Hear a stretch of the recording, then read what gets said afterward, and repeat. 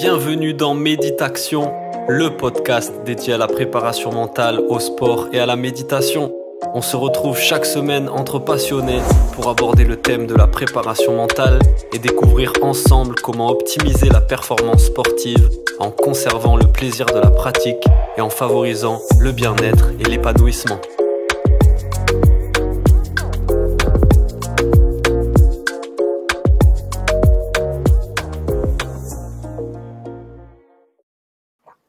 Et bonjour à toutes et à tous, bienvenue dans le podcast Méditation. On se retrouve pour un nouvel épisode avec un invité exceptionnel, un polo comme moi, mais lui c'est Paul-Henri Delerue, une légende du snowboard cross, médaillé de bronze au JO de Turin en 2006, 3 Jeux Olympiques, un palmarès et une carrière de sportif professionnel exceptionnel. Il est originaire de Lannemezan dans les Pyrénées. Son parcours et ses aventures en ont fait un spécialiste de la gestion des émotions, du dépassement de soi, de la performance, de la résilience. C'est un passionné par les défis, par l'ouverture de nouvelles perspectives et l'exploration de solutions innovantes. Aujourd'hui, on va revenir avec lui sur son parcours hors du commun pour parler sport et préparation mentale. Salut Polo, bienvenue dans Méditation. Comment ça va aujourd'hui? Salut Polo, moi déjà ça va super, hein. Quand je suis avec un Polo ça peut aller que bien. Ben voilà, on va faire le duo aujourd'hui.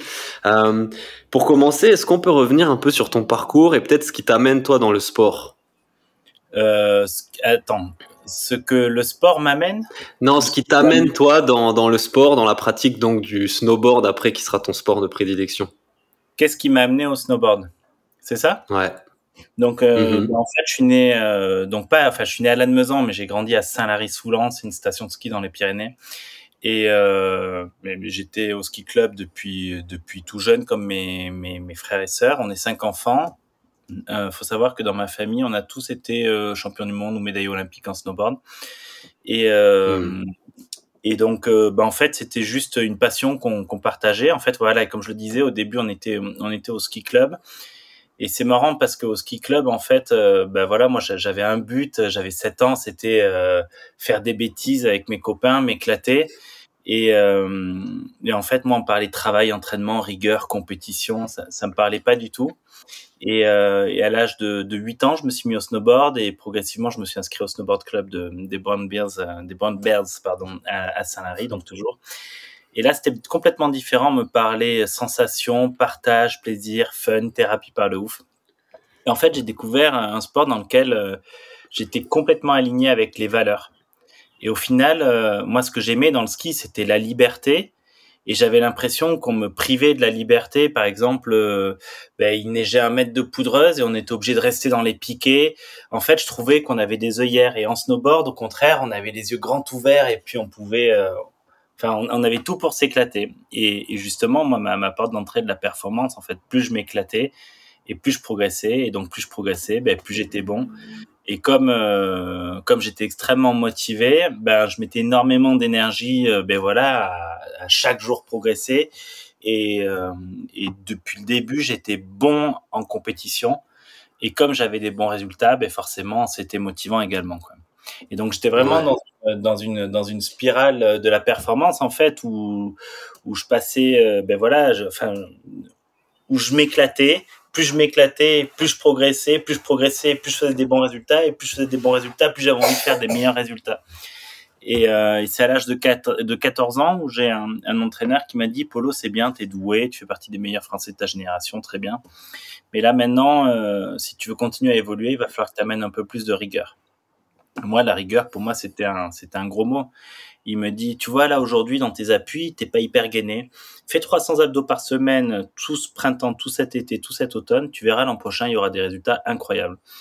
Et du coup, j'ai fait 300 abdos par semaine. Et puis, je suis arrivé l'année d'après, bien mieux. Et puis, année après année, au lieu de faire 300 abdos par semaine, je faisais 300 abdos tous les jours. Puis, j'ai les étirements, les machins, les trucs. Et j'ai commencé à vraiment faire une vraie préparation physique.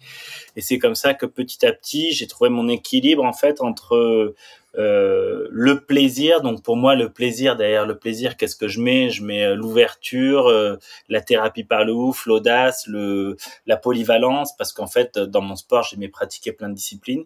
et en même temps en amenant un petit peu de rigueur. Et en fait, quand j'arrivais à trouver cet équilibre, j'étais à la fois pleinement motivé et pleinement aligné. Et quand j'étais dans l'excès de rigueur, ben justement, ben j'étais très proche de mon allergie, parce que pour moi la rigueur c'est un emprisonnement, un enfermement, et surtout je voulais pas ça. Et quand j'étais dans l'excès de plaisir, ben justement je pouvais tomber dans mon piège qui était ben, faire le branleur ou la dispersion par exemple. Donc manque de préparation ou dispersion. Et donc voilà vraiment le sujet pour moi, trouver l'équilibre entre le plaisir et la rigueur. C'est génial ce que tu dis parce que justement moi je parle tout le temps de cet équilibre qu'il y a à trouver entre bien-être et performance.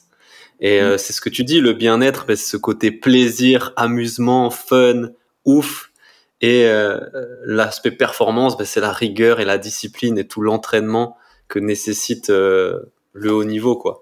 Donc toi, t'as très vite compris ça, tu t'es très vite rendu compte qu'il fallait que tu aies cet équilibre. Mais en fait, il faut tous qu'on ait un équilibre, et en fonction des personnalités, en fonction de nos qualités. Il y a certaines personnes, par exemple des personnes ultra consciencieuses, en fait, naturellement, ils vont être forcément dans l'observation, les détails, la prudence, les règles et les procédures, dans l'analyse, dans la réflexion avant l'action. Je sais pas si je l'ai déjà dit. Mais et donc ces gens-là, en fait, c'est génial parce que ils ont des forces. Enfin, ils sont hyper précis, ils sont pointus, ils ont une analyse super fine. Sauf que sous stress, ils vont avoir du mal à lâcher prise.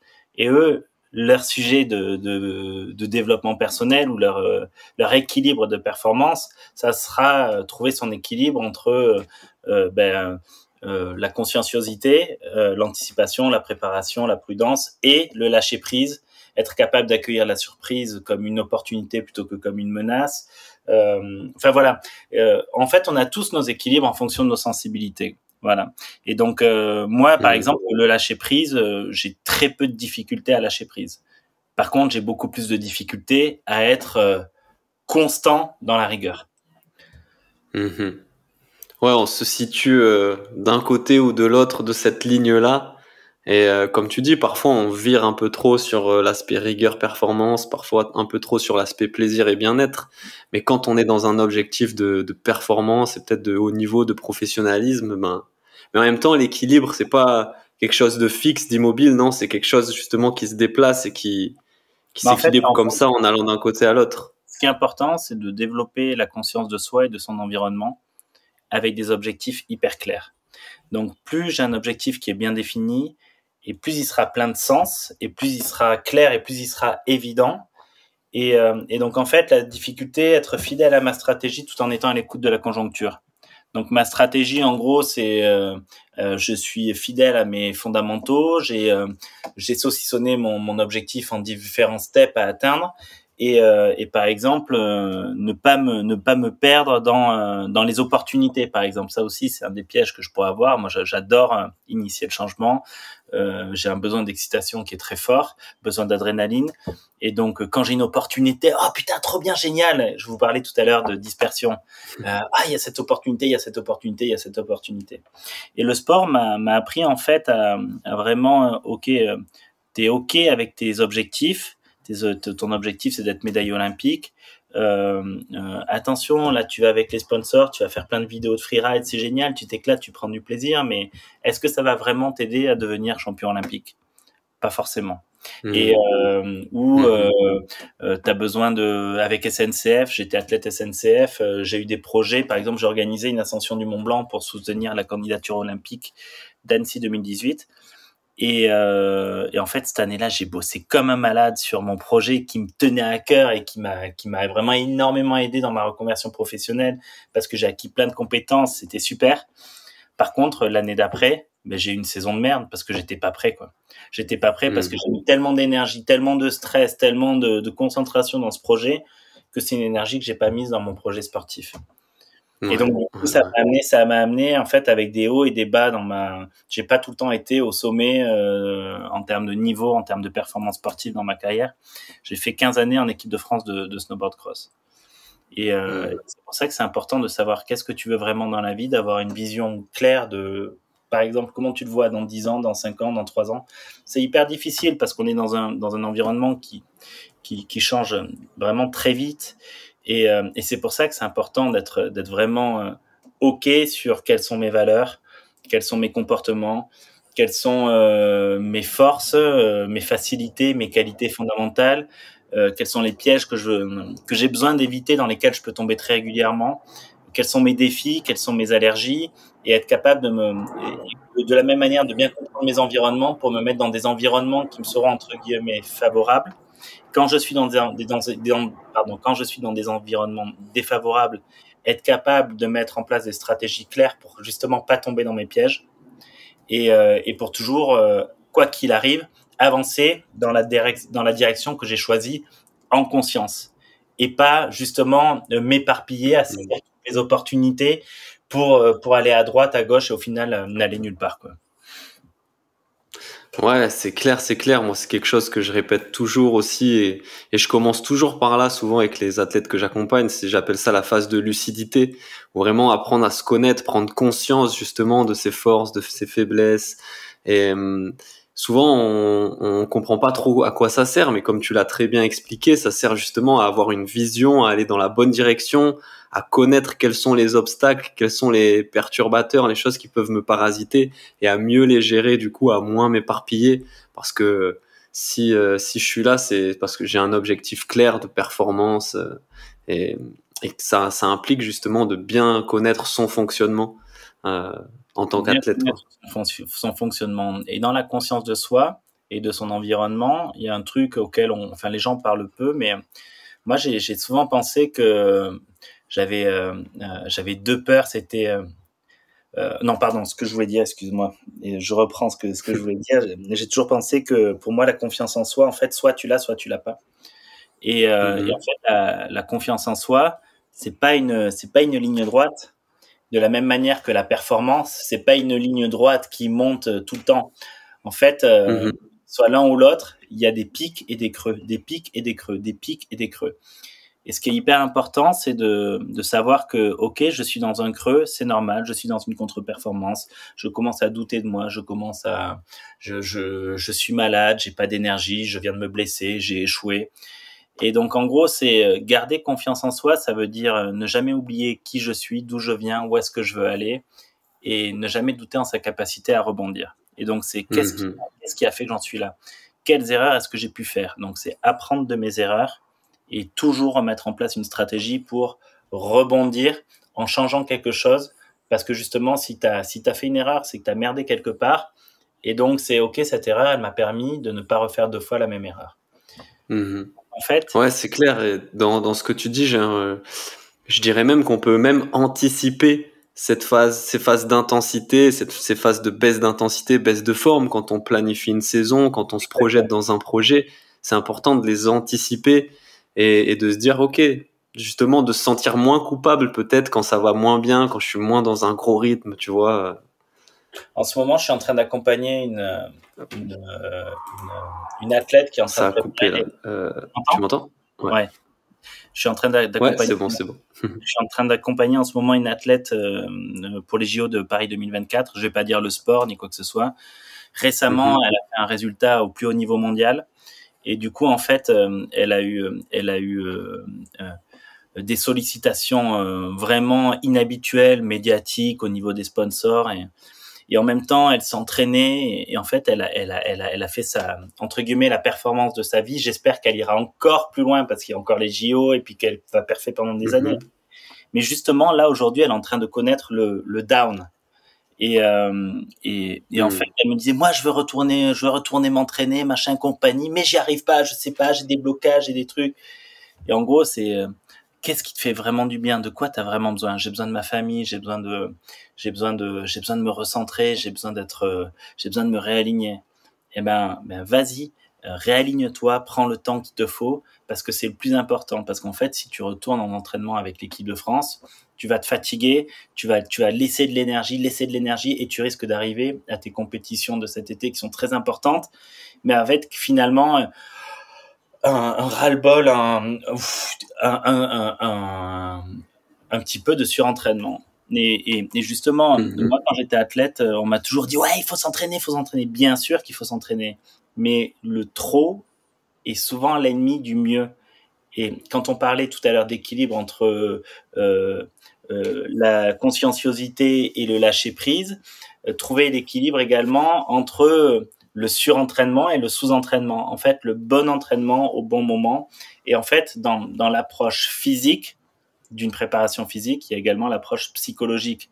C'est j'en suis comment en termes d'énergie, d'énergie mentale, quoi. Enfin, de motivation. Mon curseur là de motivation, est-ce qu'il est à 100, est-ce qu'il est à 50, est-ce qu'il est à 20, est-ce qu'il est à 75? Comment tu le situes? Et pourquoi? Est-ce que tu peux m'expliquer ça?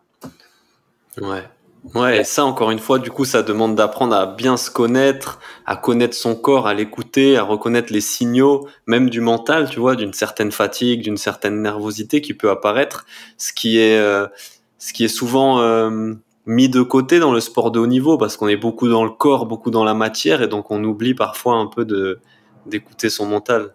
Le problème, c'est que, en fait, la difficulté dans le sport de haut niveau, si tu t'écoutes trop, eh ben, ah non, mais là, je suis fatigué, j'arrête. Non.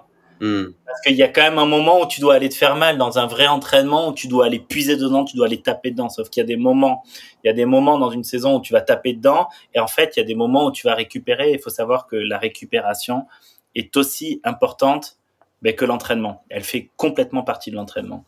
Et donc, en gros, c'est quelque chose à vraiment prendre en compte dans le suivi d'une préparation physique dans une Olympiade, par exemple. Ouais. Ok, super intéressant, merci. Je voulais te demander quelles ont été tes sources d'inspiration. Tu as parlé de ta famille en fait, la performance, le sport de haut niveau, c'est une histoire de famille chez toi. Ouais. Est-ce que tu as trouvé des sources d'inspiration directement dans ton cercle familial ou aussi chez d'autres sportifs ou d'autres personnes extérieures? Moi, c'est déjà mon frère Xavier qui m'a vraiment inspiré. Et la première fois, il a été champion du monde. J'étais dans la voiture avec mon frère aîné, donc un autre frère. Et puis, je fais, t'imagines, les champions du monde, c'est ouf. Et mon frère, il me dit, mais tu sais, si Xavier, il en est capable, toi aussi, t'en es capable. Hein. Ah bon? Ah, je l'avais pas vu comme ça. Et j'avais 14 ans. Et puis, à 16 ans, je suis allé à mes premiers championnats du monde junior. Et puis, j'étais deuxième juste avant le dernier saut. J'ai merdé, je me suis emballé. Bon, bref, j'ai voulu faire le beau, faire une figure et je suis tombé. Du coup, j'ai fini quatrième. Mais à 18 ans, je terminerai champion du monde junior. Et en fait, c'était incroyable parce que qu'est-ce qui m'a permis justement de croire en mes rêves? C'était, en fait, c'est parce que déjà, j'ai un frère m'a montré que c'était possible en le faisant, et l'autre frère m'a dit, tu vois, ton frère l'a fait, pourquoi pas toi? Qu'est-ce qui t'en empêche?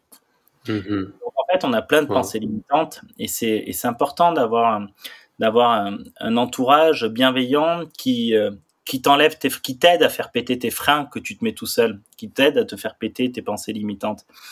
Et de la même manière que c'est important que ton entourage te soutienne, c'est aussi important que toi, tu soutiennes ton entourage.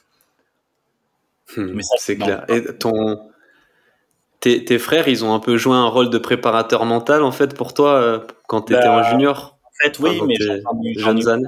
J'ai eu des entraîneurs, j'ai eu des amis, j'ai eu plein de réflexions, quoi. Et moi, j'ai toujours été boulimique de ça, curieux de, comment ça se fait que sur le départ, le jour J, t'as le dossard rouge qui est hyper motivé, qui est hyper en conscience, et à côté le dossard jaune, ils ont eu le même entraînement et compagnie. Par contre, tu sens qu'il a pas du tout confiance en lui, qu'il est tendu, qu'il y croit pas. Comment ça se fait? Et c'est des sujets qui me passionnent depuis toujours. Et ouais, voilà, c'est tout. Et justement, à quoi ça ressemblait, toi, la préparation mentale dans tes jeunes années, là, en junior et tout ça? Est-ce que tu travaillais avec un préparateur mental? Tu t'entraînais mentalement? Moi, le souci, c'est que j'ai un jour un mec, un préparateur mental qui est venu me voir, il m'en a fait une séance. Et il me dit, tu vas voir, en 2 heures de séance, ça équivaut à toute une année de psychothérapie. Et donc, en fait, il s'est un peu survendu. Et puis, à un moment, tu sais, j'avais mal au genou parce qu'en snowboard, on se met vraiment des gros shoots au genou. Et il me dit, c'est parce que t'es mal avec genou. Et en fait, il a pas tort dans le fait que la somatisation, la valeur symbolique du genou, je et nous, bon, ok, c'est souvent, c'est pour aller, t'as du mal à aller de l'avant parce que c'est une articulation charnière, etc., etc. Comme quand t'as mal au dos, d'où l'expression j'en ai plein le dos parce qu'il se passe trop de choses dans ta vie, t'as peut-être besoin d'enlever des choses. La somatisation, c'est vraiment quelque chose à prendre en compte. Mais la manière dont il m'a amené les choses, dont il a été catégorique et donc dont et ben en fait, je me suis dit mais c'est quoi ces putains de charlatans? Moi, plus jamais je veux un préparateur mental.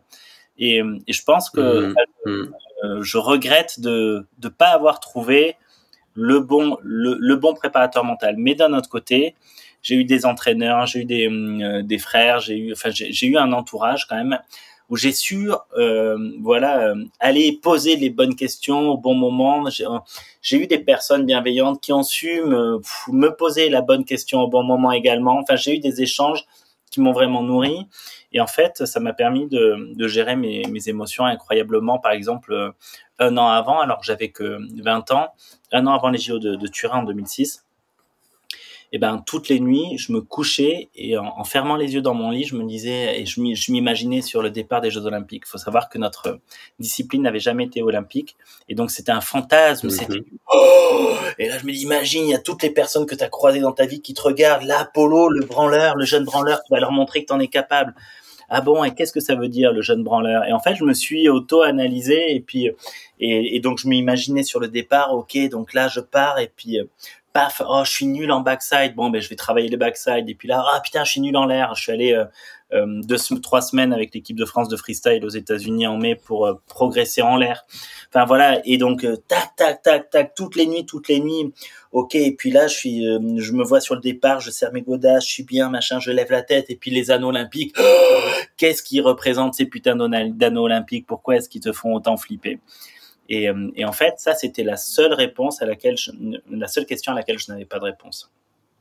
Et la veille de ma course, on regarde tous ensemble dans le village olympique avec l'équipe de snowboard cross la course de descente en ski alpin. Et il y a un gros zoom sur Antoine Deneria. En fait, il avait un iridium, un masque, mais on voyait ses yeux et on voyait qu'il était hyper relâché, mais en même temps hyper présent, hyper concentré. Mais à aucun moment il était tendu ou crispé. Et là, je demande à Nico Didri, un de mes entraîneurs, mais comment est-ce qu'il fait pour être aussi détendu? Et lui, du tac au tac, il me dit, tu sais, des descentes de Coupe du Monde, il en a fait des milliards et le tracé, il le connaît, il est exactement à sa place, il sait ce qu'il a à faire. C'est comme toi, demain, quand tu seras sur le départ, pas vrai? Et en fait, il m'a dit, ben oui, en fait, ce qui a résonné en moi, c'est, ben oui, je suis sur le départ, je suis à ma place. Et donc, du coup, à chaque départ d'entraînement, de compétition, j'ai toujours pris 5 secondes, une fois que j'avais chaussé, pour attendez, c'est bon, je suis à ma place. C'est bon, tu peux lancer le départ. Et là, je suis à ma place. Et je suis à ma place. Et finalement, c'était une pensée motivante. Et je me disais ce mot-clé à chaque départ. Et puis, ça m'a permis justement d'accepter tout l'enjeu. Et de me concentrer réellement dans le ici et maintenant, plutôt qu'être dans la peur de gagner, la peur de perdre, la peur de mal faire, la peur quoi. Et donc c'est ça qui m'a permis de passer de la défensive justement au plaisir, au jeu, à l'attaque, à la performance.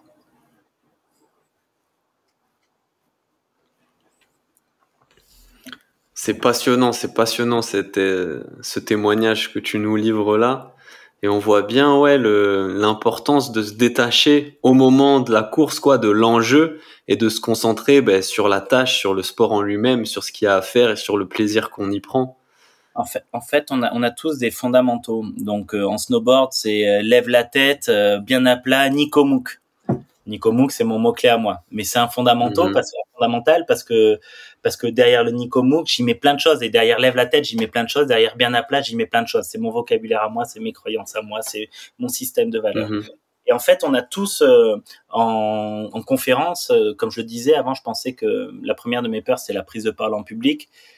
Et en fait, pas du tout. J'avais juste peur de prendre la parole en public parce que je manquais de compétences et je manquais de repères. En fait, la vraie prise de parole en public, comme parler pendant 1 heure à des gens pour leur donner des clés sur mieux gérer leurs émotions. En début de carrière de conférencier, ça me tétanisait. Mais aujourd'hui, plus du tout. Et justement parce que j'ai les repères, parce que j'ai les codes, parce que j'ai les compétences.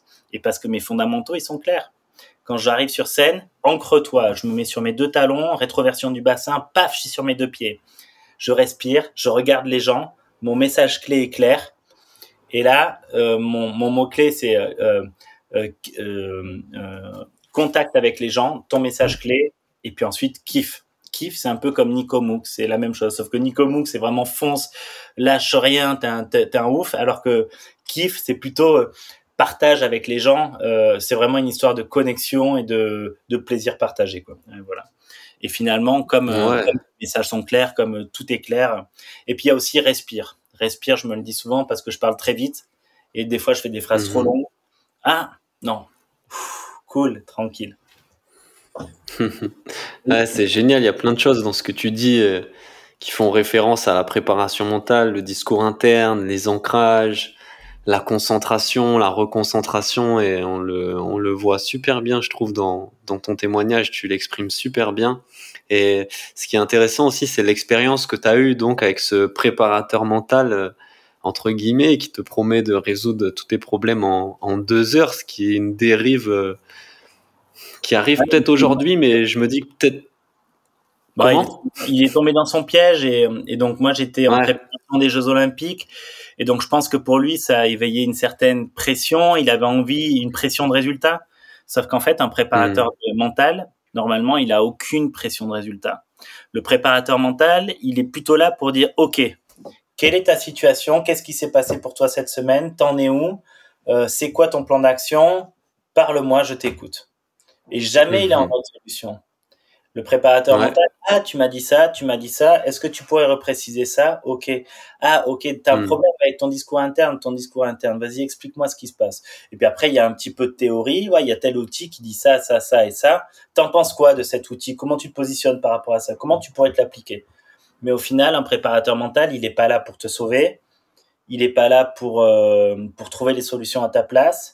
Il est juste là pour t'accompagner, te permet de restructurer tes pensées. Il est là pour prendre un peu de hauteur. Il est là pour te rassurer et voilà. Yes. Non, totalement d'accord. Même, c'est quelque chose que je me répète moi aussi, que même si on désire parfois qu'il y ait du résultat, on a envie que les gens réussissent. Moi, je me dis toujours que j'ai aucune obligation de résultat, mais des obligations de moyens. C'est-à-dire me donner le meilleur de moi-même, donner tous les moyens que j'ai en ma possession, voilà, pour apporter le mieux de ce que je peux aux athlètes que j'accompagne, quoi. Mais moi, je m'aperçois que plus je le prends entre guillemets en dilettante, et mieux ça marche. Et parce qu'en fait, il peut m'arriver de tomber dans le piège d'être en mode solution. Et en fait, quand je suis en mode solution, il peut m'arriver de inconsciemment vouloir doubler l'entraîneur, vouloir doubler le staff technique. Sauf que moi, je suis pas un technicien. Et en fait, je me considère pas comme un technicien du mental ou non, je me considère comme quelqu'un qui a une certaine expérience, qui a une certaine hauteur et qui est, en fait, plutôt comme un électron libre, un élément complètement extérieur. Et en fait, j'essaye de m'impliquer le moins possible avec la structure de l'athlète pour justement avoir un regard complètement décalé et décalé sur les situations et du coup le moins corrompu possible. Enfin, corrompu, c'est pas le bon mot, mais le plus en fait, pour moi, mon job, c'est d'amener de la hauteur aux athlètes et le plus neutre possible. Voilà, oui, pardon, neutre, c'est ça. Ouais, c'est pas du tout corrompu, c'est neutre. Parce que finalement, oui, il faut que tout l'encadrement aille dans le sens de dans le même sens pour l'athlète. Mais moi, je pense que le préparateur mental, c'est génial s'il peut être neutre. Ouais, exactement. Et en fait, je pense que c'est important d'influencer moins. Ouais. Là, c'est. Mais c'est subtil. C'est super intéressant. Dans des situations aussi. Ouais. Je dis ça. Ouais, c'est un dosage assez subtil, hein. Pardon, vas-y. Pendant 1 an et demi, j'ai accompagné un vice-champion du monde de K1, c'est le kickboxing, comme Jean-Claude Van Damme. Et en fait, lui, c'est marrant parce que je pense pas que j'ai amené grand chose. Par contre, lui, c'était la demande de sa structure d'entraînement. Et en fait, on a, entre autres, travaillé sur le disque et la processcom, et on a fait le profil de tout le monde. Et en fait, lui, il avait un profil très consciencieux, cet athlète, et donc plutôt introverti, vraiment dans les règles et procédures, dans le cadre. Il avait besoin de cadre. Et son équipe était plutôt extravertie, donc ok, au feeling, machin, on s'adapte, et en mode vas-y, aussi en mode dominant, donc en mode rouge, en mode orienté résultat, mais droit au but. Et en fait, donc trop d'adaptation, très créatif le profil du staff d'entraînement. Et en fait, on a mis le point sur le fait que lui, il avait besoin de savoir précisément sur un mois par quelle phase il allait passer d'entraînement physique, d'entraînement technique. Et en fait, plus on anticipait, plus on arrivait à lui donner un cadre précis longtemps à l'avance de voilà par où tu vas passer pour arriver à tel point, et plus ça le rassurait. Et donc, plus on était précis dans l'entraînement, et plus ça le rassurait, et meilleur il était. Et donc, je disais tout à l'heure que moi, j'amène de la hauteur parce que je suis complètement en décalage avec le staff. Mais cette fois-ci, en fait, le plus gros apport sur cet accompagnement que j'ai eu, c'était pas envers l'athlète, parce que l'athlète, il avait déjà ses habitudes, il a plus de 30 ans, enfin, il se connaît, non, c'était au niveau du staff, comment gérer notre athlète. Et finalement, ça l'a vraiment nourri, lui, dans ses besoins, le fait que son staff lui donne un cadre plus précis. Pardon, ouais, donc c'est super parce que ça touche au sujet de la place du préparateur mental et de la place de la préparation mentale justement dans le projet de l'athlète. Mais justement, toi aujourd'hui, tu as un parcours, un état d'esprit qui impose le respect, tu vois, et j'imagine que pour certains jeunes athlètes, tu es plus qu'un préparateur mental, tu es un peu un mentor aussi. Donc quelle place aujourd'hui la préparation mentale, on va dire globalement, pour toi, elle prend dans l'entraînement des plus jeunes athlètes? Moi, j'accompagne plus les gens en transition professionnelle. J'ai très peu d'athlètes en accompagnement, en préparation mentale. Et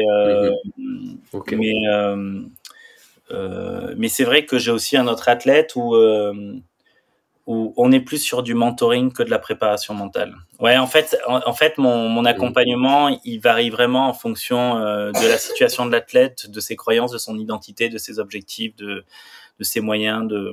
Et donc, j'avoue que en fait, c'est jamais pareil. Et ça, c'est excitant pour moi, du coup. J'aime pas tout le temps tourner en rond, et en fait, le fait de devoir m'adapter, d'avoir des postures différentes entre telle ou telle personne, telle ou telle situation, j'aime beaucoup ça. Ouais. Cool. Il y a quelque chose, je pense, dont tu parles pas mal dans tes conférences, c'est cette peur que tous les hommes, je pense, ont un petit peu, c'est la peur de l'inconnu. Ouais. Et dans le sport, elle est omniprésente parce que on a des adversaires, enfin il y a plein de choses qu'on peut pas maîtriser. À ton avis, comment un athlète peut gérer cette part d'inconnu dans son sport, notamment dans la compétition?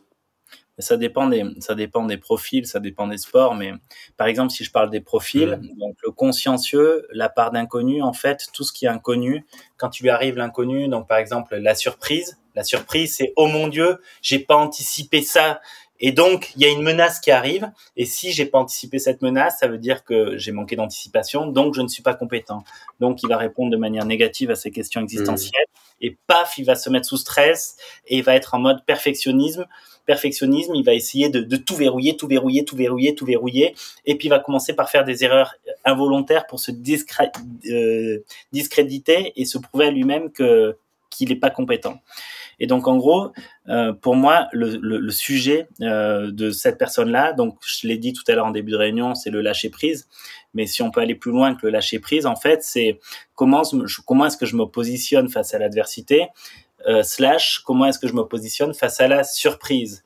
En gros, est-ce que la surprise, c'est une menace qui est en train de dire que je suis nul parce que j'ai rien anticipé et que je suis pas compétent, ou est-ce que c'est pas plutôt une opportunité de faire différemment, d'improviser, de m'adapter et justement de surprendre la concurrence en prenant des décisions complètement inattendues. Et donc, en fait, un profil très consciencieux, il aura du mal à être créatif parce que justement, dès que ça sort du cadre, il se bloque. Et donc, il faut qu'il arrive à apprendre à sortir du cadre.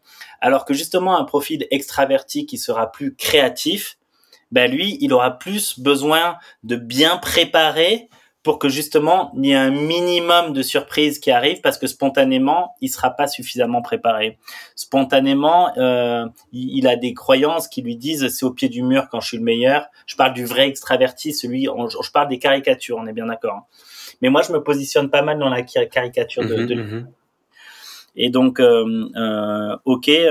comment est-ce que je peux faire pour bien préparer? En général, un vrai extraverti, ça le gonfle de trop se préparer, parce que il veut laisser la surprise, parce que justement, la surprise, c'est ce qu'il attend. Et donc, en fait, moi, ce que j'ai compris, c'est que mieux t'es préparé, et plus, justement, tu pourras improviser dans le cadre que tu t'es fixé.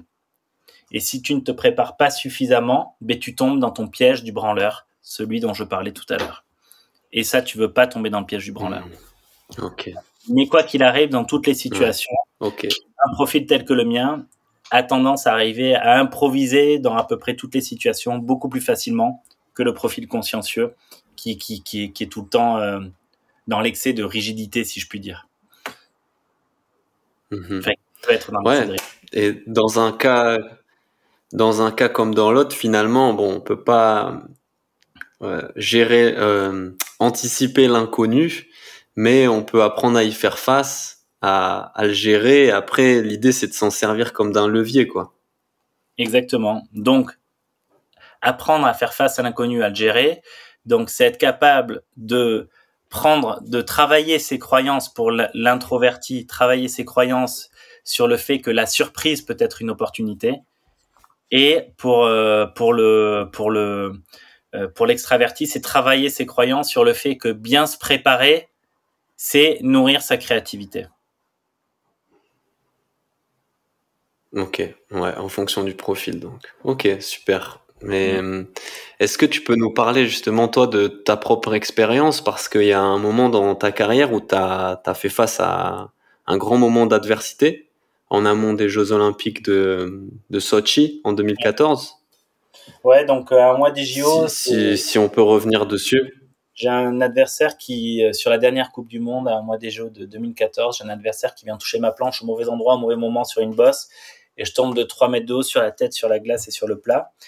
Et en gros, j'ai un mois pour me remettre sur pied. Et en fait, je demande au docteur, est-ce que j'ai une hémorragie cérébrale le matin quand je me réveille. Il me dit non, t'es hyper amoché.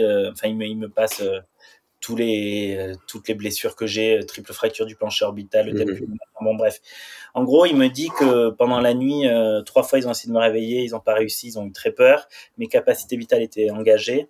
Et en fait, il me dit, et donc je lui dis, mais docteur, dans un mois, est-ce que j'ai les Jeux Olympiques, est-ce que c'est possible? Il me dit que non. Sauf que, en fait, juste avant, il m'a dit que j'avais pas eu d'hémorragie cérébrale. Et si j'ai pas eu d'hémorragie cérébrale, pour moi, il y a une toute petite lumière pour aller chercher mon rêve. Et donc, quoi qu'il arrive, en fait, j'ai pas le droit de renoncer parce que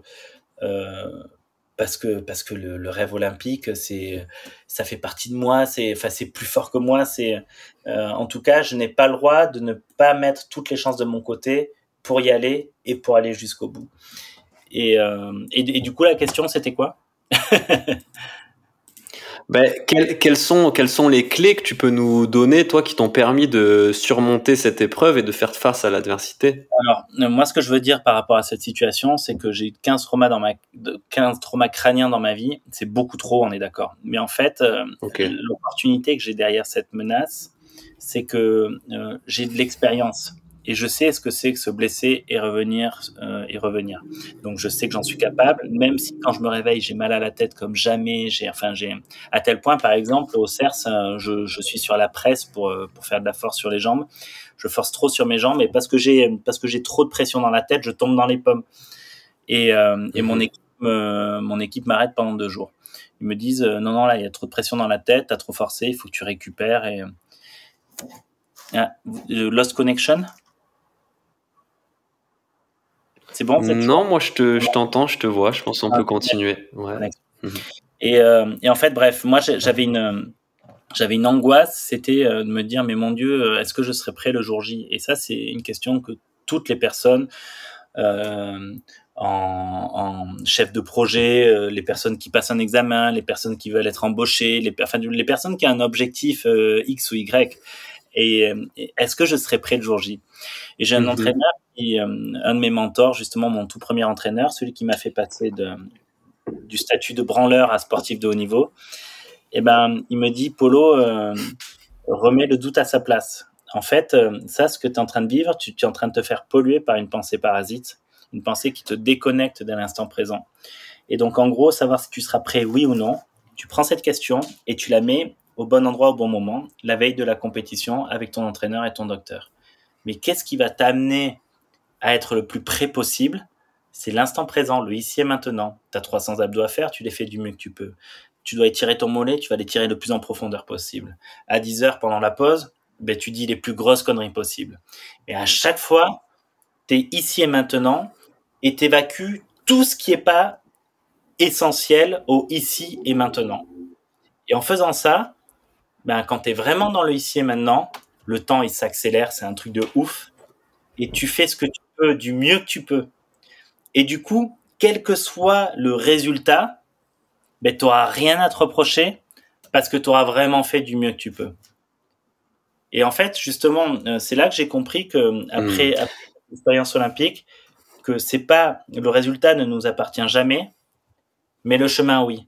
Et quand je dis que le résultat ne nous appartient jamais, ça veut pas dire relativise l'échec, au pire t'auras appris. Non, c'est la loose de perdre. Il faut pas perdre, il faut tout mettre pour gagner. Mais qu'est-ce qui va faire que tu vas gagner ou perdre? C'est ta capacité à être dans le ici et maintenant et de donner le meilleur de toi-même à chaque instant. Et c'est ça pour moi la clé de la réussite.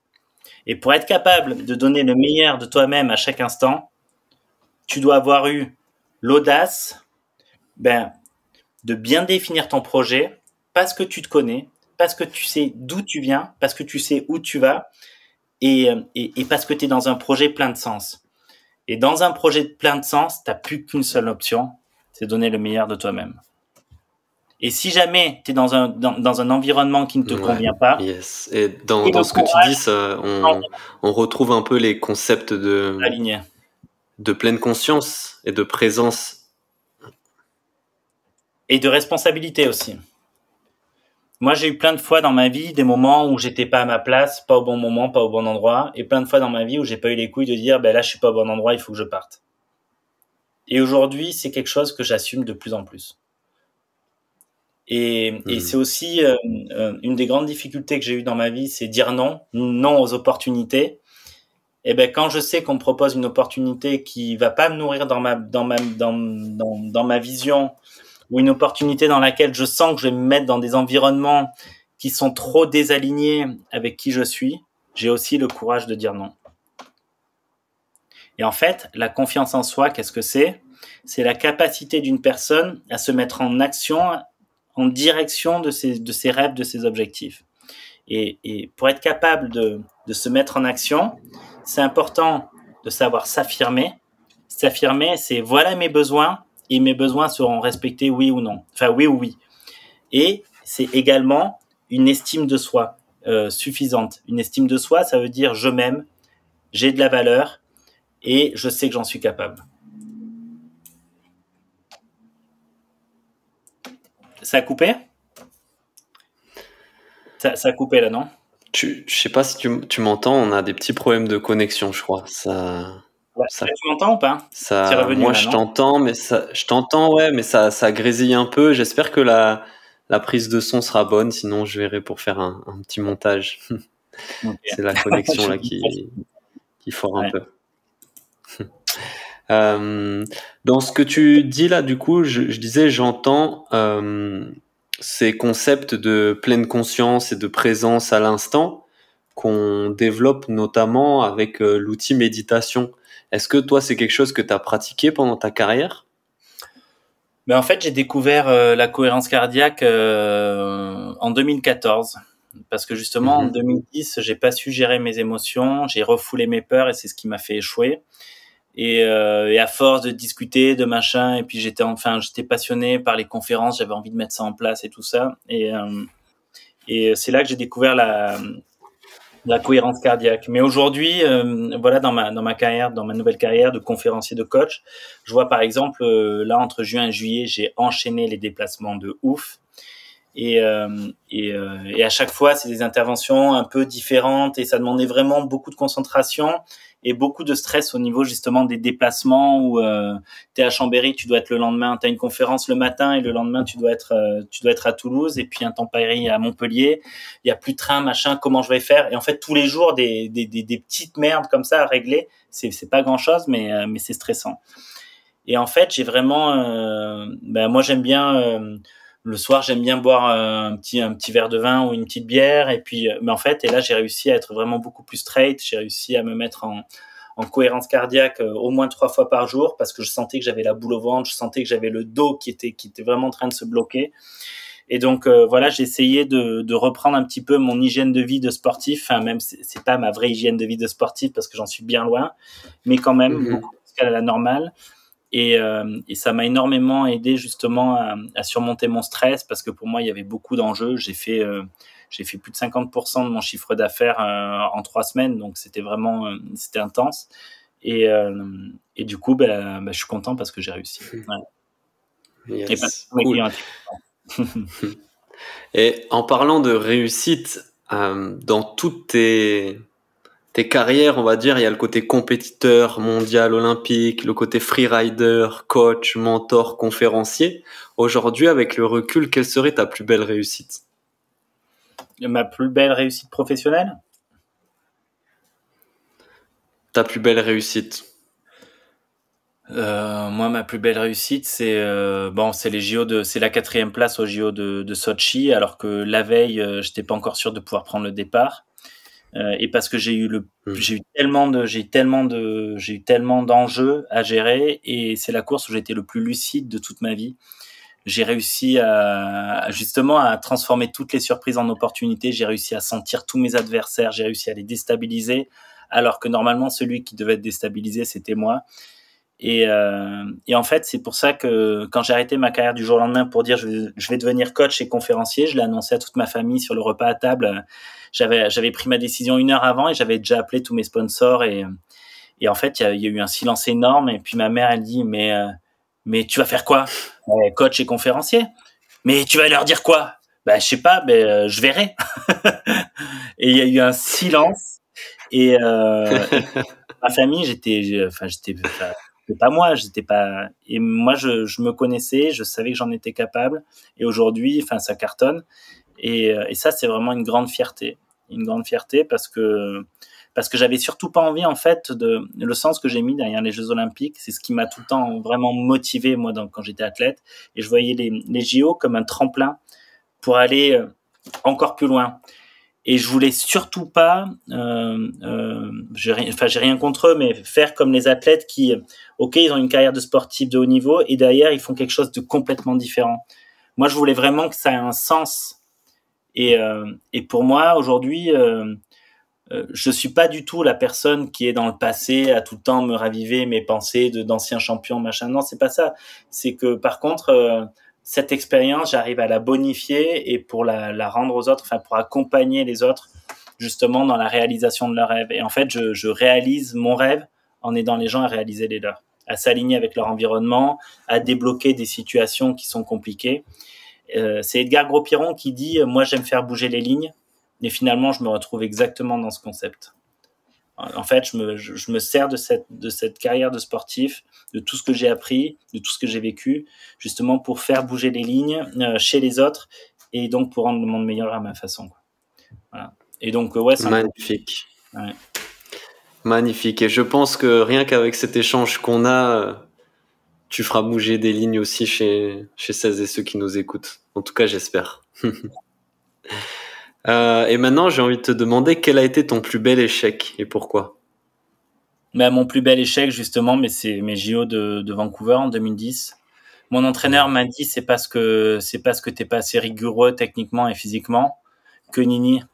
Mon truc, c'est que j'ai refoulé ma peur de perdre mon statut de médaille olympique. Et en fait, à chaque fois que tu refoules tes émotions, ben, elles te ressautent à la gueule encore plus violemment. C'est comme un élastique que tu tentes, que tu tends, que tu tends. Sauf qu'en fait, c'est pas la main droite qui va lâcher, c'est la main gauche. Et quand tu lâches la main gauche, l'élastique, il est obligé de te revenir dans la gueule. Et plus t'attends, et plus ça fait mal. Et donc, c'est quelque chose que j'essaye de faire dans mon quotidien. C'est quand j'ai vraiment des peurs. En fait, la peur, c'est un signal. Pareil, je pensais quand j'étais jeune que les gens courageux, ils ont jamais peur. Non, les gens courageux, c'est ceux qui ont des peurs, des doutes, et qui sont capables d'aller identifier leurs peurs, et qui sont capables de bien les comprendre, et qui sont capables de bien les dépasser. C'est clair, c'est clair. Ça n'a rien à voir avec le fait de non, j'ai pas peur. C'est plutôt j'ai peur. Non, je plaisante. C'est très juste. Et tu vois, j'en parlais il y a quelques jours avec un athlète en jiu-jitsu brésilien qui a ce statut de favori, de champion, et qui arrive l'année d'après sur la même compétition avec une pression supplémentaire du fait de ce statut-là et de ces attentes qu'on a vis-à-vis de lui et de sa performance. Et comme tu dis, c'est important de le voir, de l'accepter, d'être lucide par rapport à ça, de l'accepter, et ensuite de trouver des stratégies peut-être pour essayer d'y remédier, quoi. Ben, c'est hyper important, c'est la base. C'est l'étape numéro 1, quoi. Et si tu fais pas ce job, t'es sûr et certain que l'émotion, elle va être plus forte que toi. Et en fait, c'est pour ça que faire preuve de courage, c'est faire preuve d'humilité. C'est s'autoriser à avoir peur. Je m'autorise à avoir peur, je m'autorise à en parler avec des personnes de confiance, et j'ai le courage d'aller au-delà. Très juste, ouais, très très bien dit. Et après toutes ces belles aventures-là, quel est ton plus grand challenge aujourd'hui? Bah moi aujourd'hui, je suis vraiment dans la construction de ma carrière de coach et de conférencier. Donc j'adore ce que je fais et donc ça serait d'avoir encore plus de conférences et encore plus de gens que j'accompagne. Et en tout cas, je me régale mais je tiens aussi beaucoup à mon temps libre. Là, je vis 6 mois dans les Pyrénées françaises, 6 mois dans les Pyrénées espagnoles. Et donc, j'accompagne beaucoup de gens pendant l'hiver en ski, en snowboard freeride. Donc, je les amène en ski de randonnée ou, enfin voilà, dans nos stations pyrénéennes. Et par contre, l'été, c'est juste pour ma gueule. Parce qu'en fait, comme je passe ma vie, en fait, je consacre ma vie à ma femme, à mes enfants, aux personnes que j'accompagne en coaching individuel, au coaching collectif, aux conférences. Et le VTT, c'est pour moi. J'ai mon VTT électrique. Et en fait, ça s'appelle la Zona Cero, c'est la mecque du VTT enduro. Et il y a 1200 km de sentiers et je découvre tous les jours des nouveaux sentiers, des nouveaux villages abandonnés. Enfin, c'est exceptionnel. Et c'est vraiment le moment dans lequel je me retrouve avec moi-même, où justement je peux redevenir le polo qui engage, parce que le polo coach, c'est le polo qui est à l'écoute, qui essaye d'être neutre. Enfin, je dis bien qu'il essaye parce qu'il n'est pas tout le temps neutre. C'est celui qui est bienveillant, c'est celui qui... Et par contre, le polo qui est sur son vélo, c'est le polo qui fout, le polo qui engage, le polo qui prend l'accélérateur et qui le met comme ça. Et ça me fait le plus grand bien. Et c'est aussi le polo qui profite du paysage, enfin le polo qui vibre et qui kiffe. Et cet équilibre, je pense qu'il est hyper important à avoir, à entretenir. Et peut-être que dans les premières années où j'ai arrêté ma carrière sportive en 2015, j'avais tellement la pression de tous les robinets qui se sont fermés du jour au lendemain, au niveau des rentrées d'argent, de comment est-ce que je vais passer du statut d'expert. Là, aujourd'hui, je suis au statut j'étais expert quand j'étais athlète. Aujourd'hui, je suis un bébé. Comment est-ce que je vais redevenir un expert? Donc, c'est vraiment beaucoup de pression, beaucoup de... Et en fait, je pense que Aujourd'hui, je commence à chatouiller un peu le côté d'expert dans mon truc de conférencier, de coach, mais euh, je suis pas encore là où j'ai envie d'aller plus loin.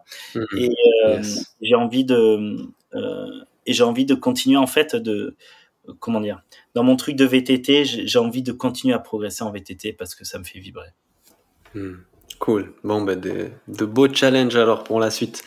Et J'allais te demander aussi, ben, c'était la question suivante. Est-ce que justement il y a quelque chose que tu pratiques qui serait comme une routine d'hygiène mentale qui t'apporte vraiment une santé mentale, une hygiène mentale serait le VTT du coup?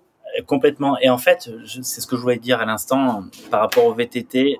En fait, quand je faisais du sport, que j'étais sportif de haut niveau, je me disais toujours, allez, vas-y, fous-y, machin, entraîne-toi à Dieu. Et je pensais toujours les JO, les compètes, les trucs soient le meilleur, blablabla. Bla, bla, bla. Et là, en fait, en vélo, c'est juste parce que j'aime ça. Et en fait, ça paraît con, mais ça change de ouf. Et en fait, quand j'accompagne les gens en snowboard freeride, j'adore les voir progresser, j'adore les voir vibrer, j'adore les amener dans les endroits que j'aime le plus au monde. Très bien. Mais je le fais pour eux. Sur mon VTT, je le fais pour ma gueule. Et je le fais juste parce que j'aime ça, juste parce que j'aime prendre mon VTT, j'aime le vent, j'aime les odeurs, j'aime la vue, j'aime le fun, le flow, le machin, passer des passages impossibles et des trucs. Juste ça, j'aime. Et en fait, enfin, c'est vraiment indescriptible. Ça faisait tellement longtemps que j'avais pas ce truc. Et pour moi, il n'y a rien de plus, enfin, il y a aucun moment où je me sens aussi vivant que quand je fais ça. Ouais. Mais ça, c'est très important ce que tu dis. Et moi, c'est quelque chose sur lequel justement j'insiste avec tous les athlètes que j'accompagne, même les compétiteurs les plus acharnés. Je les fais revenir sur le fait que, à la base, s'ils font ce sport-là, c'est qu'ils ont un amour profond pour ce sport-là. Et que c'est à ça qu'il faut qu'ils se rattachent. Quand, justement, il y a des moments peut-être plus difficiles, oh, c'est dur, c'est galère, il faut y aller. Mais tout ce que tu as dit, le fait de sentir, voler, flotter, enfin voilà, toutes ces sensations, ça traduit la passion et l'amour que tu as pour cette discipline. Et c'est ça qui te fait vibrer, qui te fait avancer, quoi. Et justement, en fait, c'est important. Moi aussi, je fais ça avec les athlètes. Je les aide vraiment à mettre le doigt précisément sur qu'est-ce qu'ils aiment le plus profondément dans leur sport. Et j'avoue que moi, dans les dernières années, j'ai eu un entraîneur diamétralement opposé à qui je suis. Et en fait, il m'a fait perdre cette passion. Non, t'es qu'on s'amusait, machin. Moi, je suis bon quand je suis dans le fun, dans le partage, le truc. Et les gars, vous fermez vos gueules, vous bossez maintenant, on est là pour s'entraîner, on est l'équipe de France. Et en fait, le mec, en faisant ça, parce que lui, c'est son fonctionnement, mais moi, ça m'a coupé la chic. Et je fais, bon, ok, c'est pas grave, prends sur toi, c'est les JO, allez, vas-y, tu t'entraînes, machin, compagnie. Mais en fait, ok, prends sur toi, ok, prends sur toi, ok, prends sur toi. Tu perds l'amour de ce que tu fais. Et vraiment, cet entraîneur m'a enlevé l'amour de mon sport. Ça, c'est hyper grave. Ouais. C'est très hyper juste. grave. Et tu vois, j'ai quand même réussi à être 4e au JO, mais je sais que si j'avais eu cette flamme, moi je dis toujours, j'ai eu des entraîneurs dans ma carrière. S'ils me disaient, t'es au 5e étage, tu sautes les yeux bandés de l'immeuble par la fenêtre et tu verras, il t'arrivera rien. Tu dois le faire sans hésiter, tu dois sauter et il doit rien t'arriver. Ça, c'est une confiance aveugle que tu as avec ton entraîneur. Et pour moi, si tu veux être champion olympique, il faut que tu aies une confiance aveugle envers ton entraîneur. Et moi, j'avais pas cette confiance-là. Ok. Wow. Et ça m'a manqué très juste, énormément. Ça m'a manqué énormément. Et le problème, c'est que dans les sports en équipe de France, eh ben en fait, c'est souvent le top athlète qui décide plus ou moins, celui qui a le plus d'influence, qui décide du sort de l'entraîneur, de c'est lui ou c'est pas lui. Et moi, je l'ai fait entrer sur les conseils de mon frère par inconscience. J'étais trop jeune parce qu'on cherchait le meilleur technicien. Et en fait, le mec, c'était un excellent technicien, mais c'était pas un mec qui vibrait avec nous. Et moi, je suis convaincu que quand tu as un entraîneur avec lequel ou un manager avec lequel tu vibres profondément, t'es connecté, même si le mec c'est pas le meilleur technicien, parce que tu vibres avec lui, parce que parce que t'es dans le, j'ai pas les mots, mais vous voyez ce que je veux dire. Les solutions, t'iras les chercher et t'iras les trouver sans aucun problème. Alors que quand t'es avec quelqu'un, tu sais, qui est autoritaire, qui te dit ce que tu dois faire, qui te prend toujours de haut, qui te casse, qui t'encourage pas plus que ça, avec qui t'as pas une vraie relation humaine, avec qui t'as pas une vraie relation, une vraie connexion, et ben, en fait, cette petite étincelle, pour moi, c'est ça qui fait la différence entre le haut niveau et le très haut niveau. Parce que finalement, vu que t'as pas quand c'est difficile, mais t'as pas ce truc de dire, allez, vas-y, putain, ouais, c'est dur, mais ok, là, il faut que j'y aille parce que c'est maintenant, tu vois le truc. Et c'est très important, ouais. Et c'est le grand regret que j'ai de ma carrière, c'est ça. C'est de pas avoir réussi à toucher le doigt. Et en fait, j'ai rencontré, 2 athlètes, je vais pas dire où et quand, mais au plus haut niveau olympique, et en fait qui ont exactement cette problématique en ce moment. Et en fait, c'est le fait de les avoir, d'en avoir discuté avec elles cette soirée-là qui m'a fait prendre conscience de ce sujet-là. En fait, en les écoutant parler, et j'étais tout mal à l'aise parce que je pensais très fort de putain, il faut que vous dégagiez cet entraîneur. Il faut que vous trouviez la personne qui vous correspond vraiment, tant pis si elle est moins bonne techniquement. Et en même temps, j'ai pas osé leur donner ce conseil parce que je ne suis pas là pour donner des conseils. J'étais juste là pour discuter. Ouais, bien sûr. Ouais, mais donc, quand tu es pris dans cette situation et qu'elle est inévitable, c'est là que du coup, c'est d'autant plus important peut-être d'être bien entouré par de la famille, des amis, un préparateur mental avec lequel tu peux décrypter ça, comprendre les mécanismes, qu'est-ce qui se passe, et du coup le vivre de manière plus sereine et plus apaisée, quoi. Mais c'est marrant parce qu'elles avaient vraiment le même cheminement que moi à l'époque. C'était, mon Dieu, il faut qu'on ait le meilleur technicien parce que nous, c'est hyper technique. Oui, c'est hyper technique. Mais la technique, si vous êtes hyper motivé, si vous êtes hyper aligné, vous l'aurez. Vous serez capable d'aller la chercher. Mais si vous êtes avec une personne que vous sentez qu'à moitié, qui est à moitié toxique, vous serez pas champion olympique. Bon, j'en dis un peu trop très là. Intéressant. Mais et donc il y a plein de leçons et d'enseignements hyper intéressants qu'on tire de ton parcours de sportif professionnel. Mais quelle serait la leçon la plus importante que tu as apprise dans ta carrière de sportif pro, vraiment? Se faire confiance. En fait, moi, la leçon la leçon, elle est claire, c'est que, en fait, les bonnes réponses, on les a au fond de nous, et c'est le courage de les assumer. En fait, quand tu as une prise de décision difficile à faire, en fait, je me suis rendu compte que quand tu es en course, tu vois, donc moi, c'est le snowboard cross, on peut être 6, arriver de front dans un virage, et puis ok, c'est je suis au début du virage, est-ce que je prends une trajectoire intérieure, une trajectoire extérieure? Mais en fait, si t'hésites, t'es mort.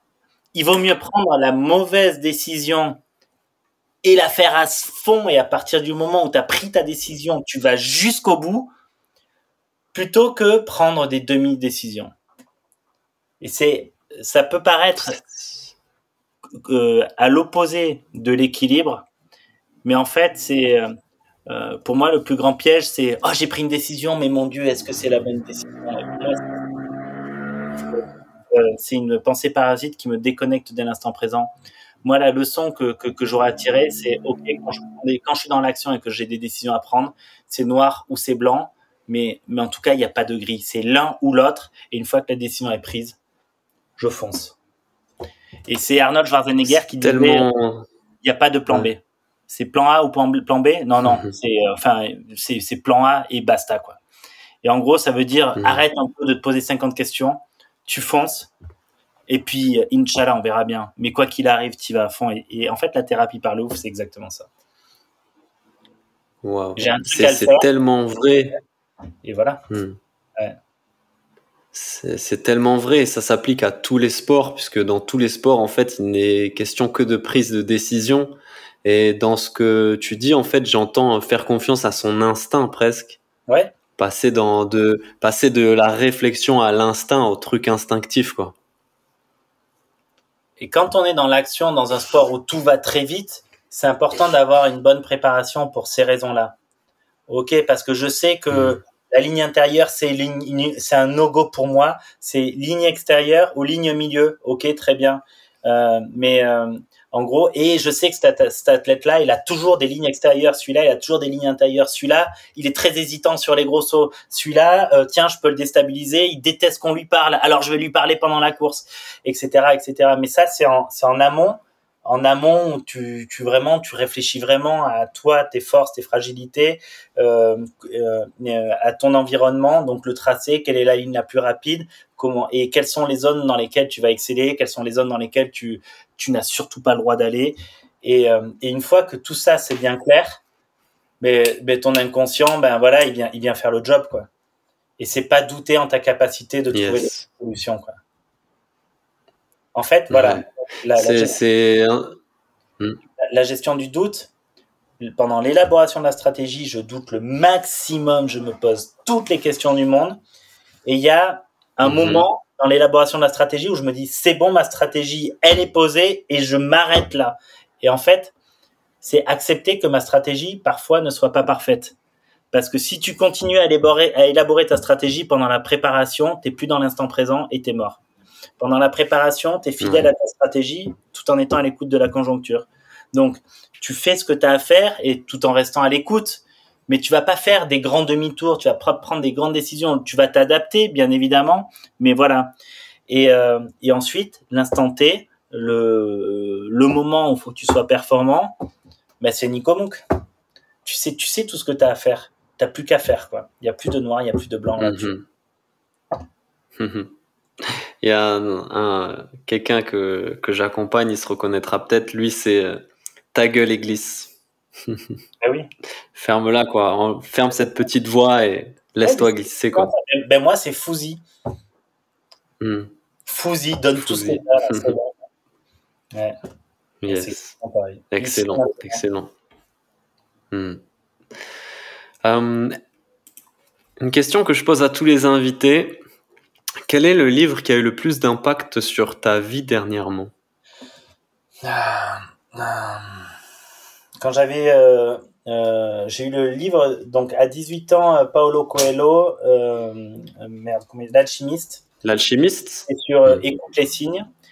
Et ensuite, c'était 3 semaines avant les JO de Turin, j'ai lu le livre de Yannick Noah que j'ai adoré, qui m'a donné énormément confiance en moi. Et je pourrais pas vous redire comment et pourquoi et machin parce que je l'ai pas relu depuis. Mais je sais que waouh, ça m'avait donné une pêche, ça m'avait mis dans une énergie de ok, ben j'ai un défi, j'y vais et je vais le faire, quoi. Énorme. Ok, super, super. Est-ce que tu pourrais maintenant nous recommander une musique qui te motive, peut-être qui a une place importante dans ta carrière de sportif professionnel? Pas dans ma carrière de sportif professionnel, mais j'ai un ami qui s'est suicidé il y a quelques années et en fait j'ai Le Monde Entier de Mano Solo qui me fait et c'est le live au tour qu'il faut écouter et qui me fait énormément penser à lui et c'est une question à chaque fois que je l'écoute qui me donne des frissons.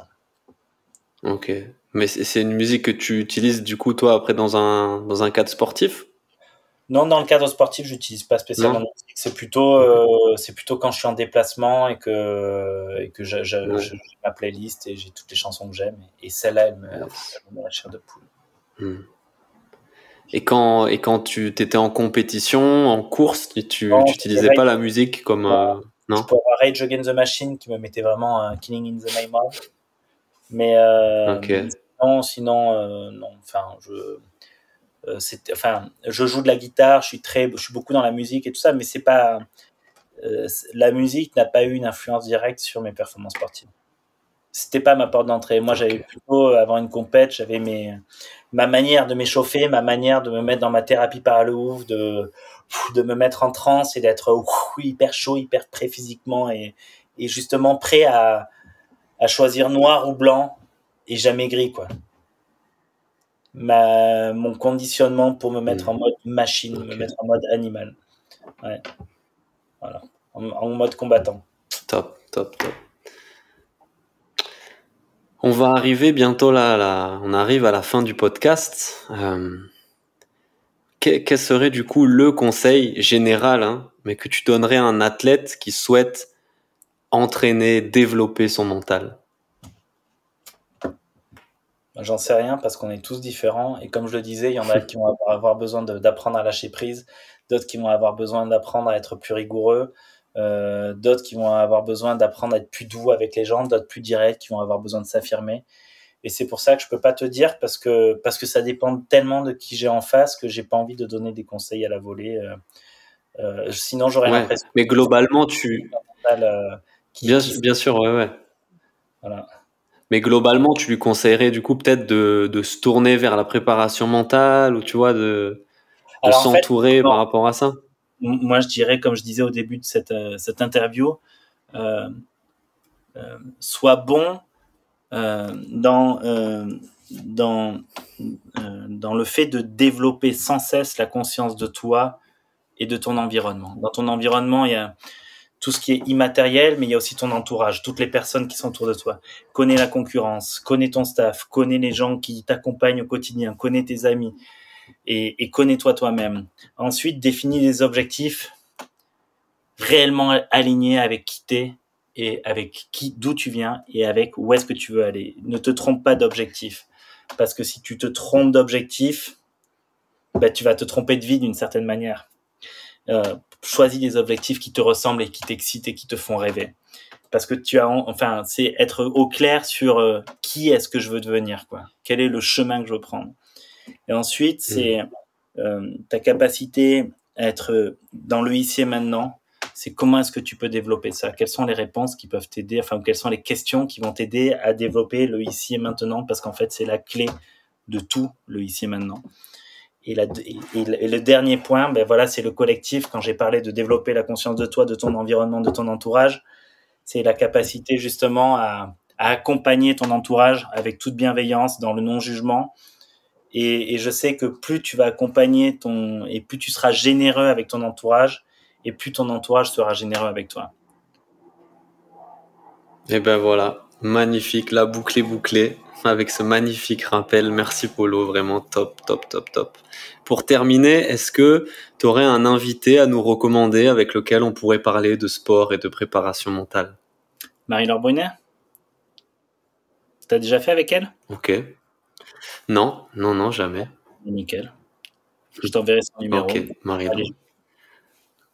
Allez, super. Merci, je suis obligé vraiment de te remercier, Polo, pour cet échange super intéressant. Je pense qu'on a de nombreux enseignements à tirer de ton parcours et c'était super intéressant. J'espère que tu auras pris du plaisir, que tous ceux qui ont écouté aussi auront kiffé cet échange. Où est-ce qu'on peut te retrouver? Sur les réseaux sociaux, site internet et tout ça? Sur LinkedIn, c'est Paul-Henri Delerue avec un I. Sur Facebook et Instagram, c'est Polo Delerue, donc P-O-L-O. Et puis, voilà. Et mon site internet, c'est polodelerue.com. Et vous pourrez retrouver mon livre. Ok, super. Je mettrai. Je vous le dédicacerai avec grand plaisir. Yes, ok, je mettrai tout ça en description. Cool. Merci encore, Polo. Je te souhaite une magnifique journée et un bon été dans les Pyrénées espagnoles. Merci beaucoup, Polo. Ciao tout le monde. Salut. Salut les amis.